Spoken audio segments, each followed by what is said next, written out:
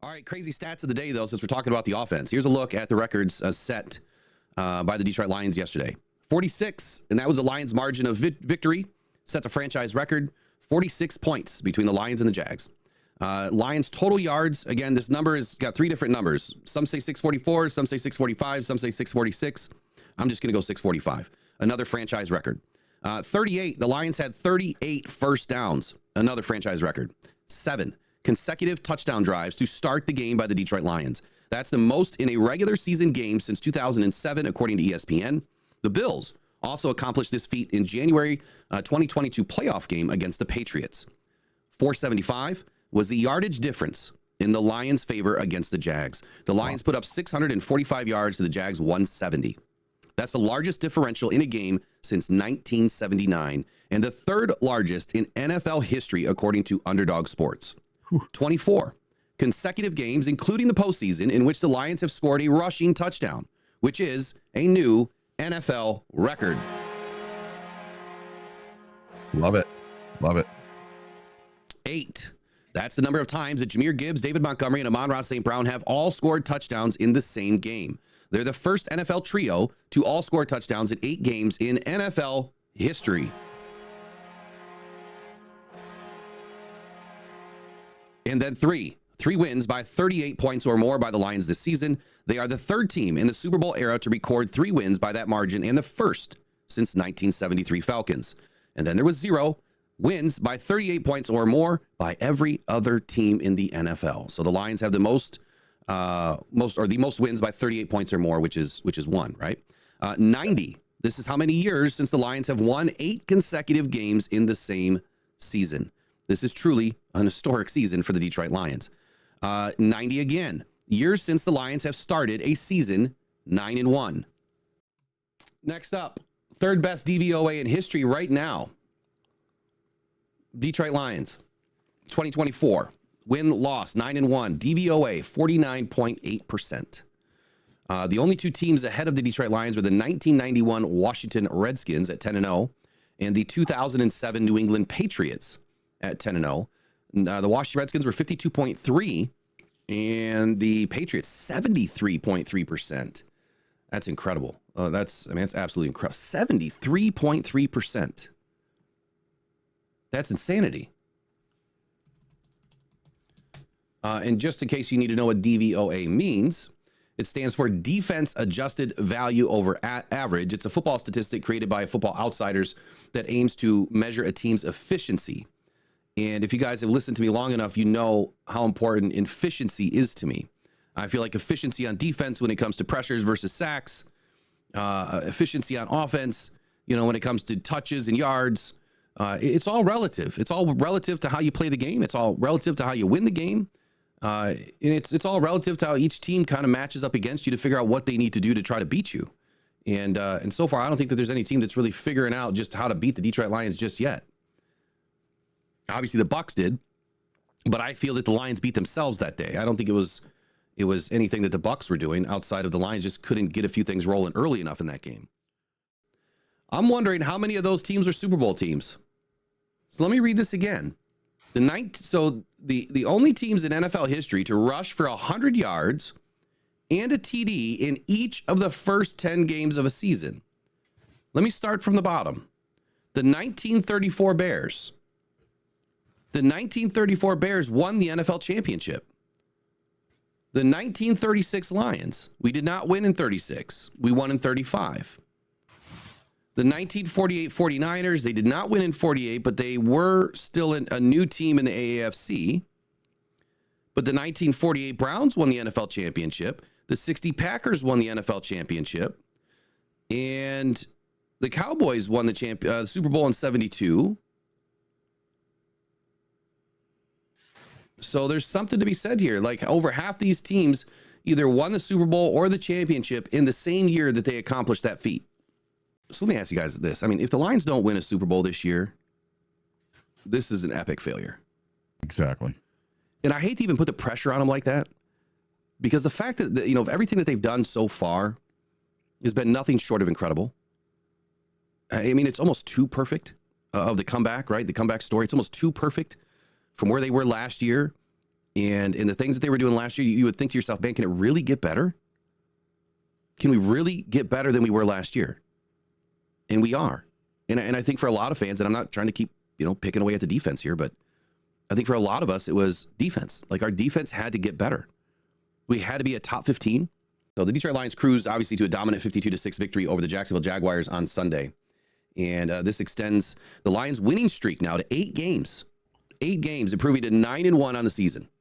Jared Goff led the charge with 4 touchdown passes, including 2 to Amon-Ra St. Brown, as he also racked up a franchise record, Jared Goff and the Detroit Lions offense, 645 total yards. The 46-point margin of victory marked the largest in team history and handed the Jaguars their most lopsided defeat in franchise history. Huge day. According to PFF, though, which these numbers are not out there yet, Jared Goff was the highest graded player at 92.1. Also gets his first perfect passer rating game of 158.3. Finally, Amon-Ra St. Brown, the second highest graded player at 91. And get this, Ben Nyman, 91.2, highest graded defensive player for the Lions yesterday. Remember the guy that I said in leading up to training camp, they bring in Ben Nyman, and I said, this is a guy that needs to make the team. This is a guy that I was so high on to make the team, and everyone thought I was nuts. Everybody, every beat writer out there thought I was nuts. Nobody had Ben Nyman on their list. Very few thought he would even have a chance to make the practice squad. And now Ben Nyman has an opportunity to step into this defense with Alex Anzalone out and show you just how good he can be. Super impressed by Ben Nyman and the way that he's been playing. So I've got to give him some claps of the day because I'm really impressed with the way that he's playing right now. The player of the game, obviously Jared Goff delivered yet another excellent performance as he led this team to its 9th win of the season. Goff completed 24 of 29 passes. He was off and running to a perfect day already. Unfortunately, the having to dirt the ball, I think it was like the 3rd pass of the game. I think he still went like 13 of 14 or something to kind of start the game, but you could tell that he was dialed in. But 24 of 29, 412 passing yards, 4 TDs, no INTs, no sacks. He wanted to come out and prove that last week was just last week. We're over last week. We're now on to this week. And after today, they're already on to the Colts. He may not have recorded, really any big time throws. I guess I would say there wasn't a whole lot of deep shots. But then again, I would call that, some of these passes that are 15, 18, 20 yards over the middle to, Jamison Williams or Amon-Ra St. Brown or Brock Wright or whomever, those are big time throws. And he's finding these guys open. Again, our explosives, I don't have the numbers on explosives. I don't know how many passes we had over 20 yards or how many runs over 15, but I'll find that out for tomorrow. Huge day for these guys. J-Mo quietly had his best day ever. Yeah, absolutely did. 124 yards on 4 receptions and a touchdown. So Jared Goff, he was absolutely excellent yesterday when kept clean from pressure.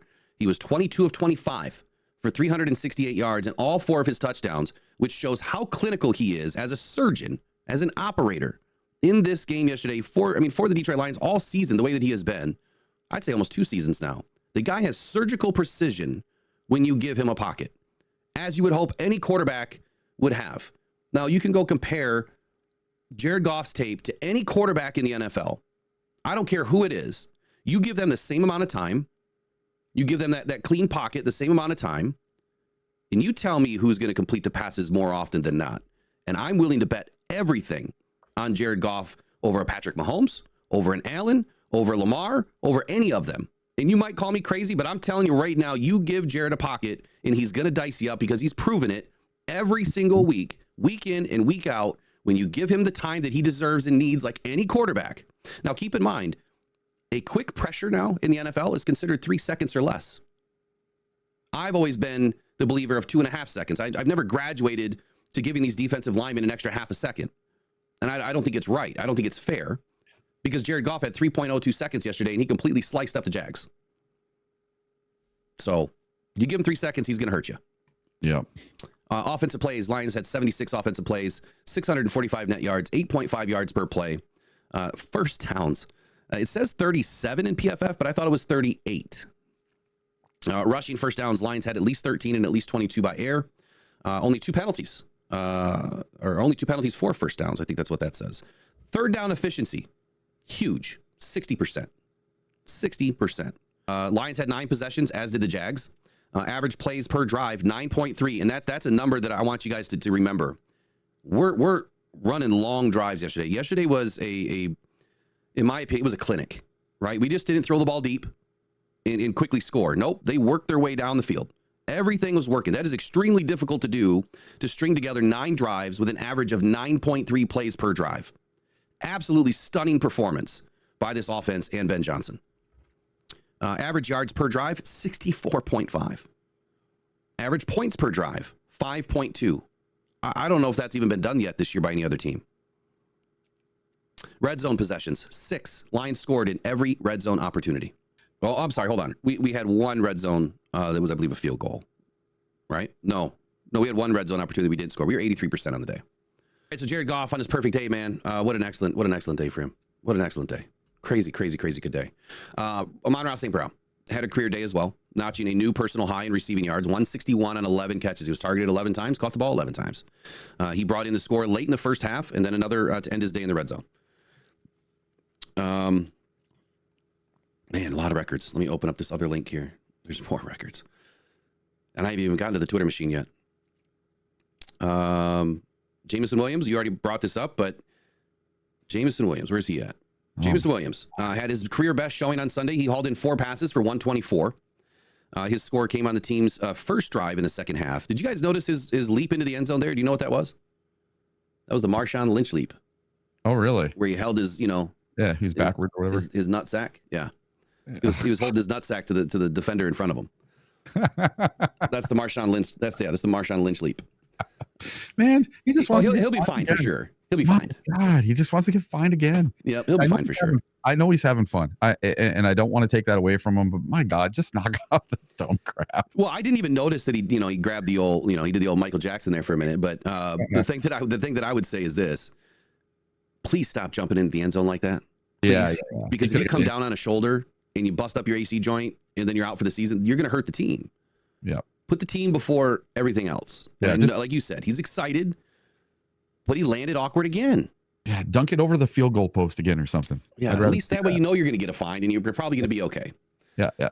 David Montgomery. Yeah. David Montgomery was a tone setter again for the Lions on Sunday, scoring the game's first touchdown on a drive that he absolutely dominated. It was one of 2 scores on the day. He also reached the 10 touchdown milestone now for the 2nd consecutive season. Now I want to bring something in because during the game when he was running, I was early. It was probably first quarter. He was dragging 3, 4, 5 guys with him. He was stopped short about 3 yards from the first down, and he just plowed. He absolutely just plowed and carried all of these guys with him. And my post was this: it said Montgomery's legs are like 1,000-pound sledgehammers. He just keeps driving forward. That was during the game. There's my post. Dan Campbell. Here's my second post 15 hours later. It said, okay, so did Dan Campbell review my post from earlier in the game? He just, his post-game speech said exactly what I said during the game. How crazy is that?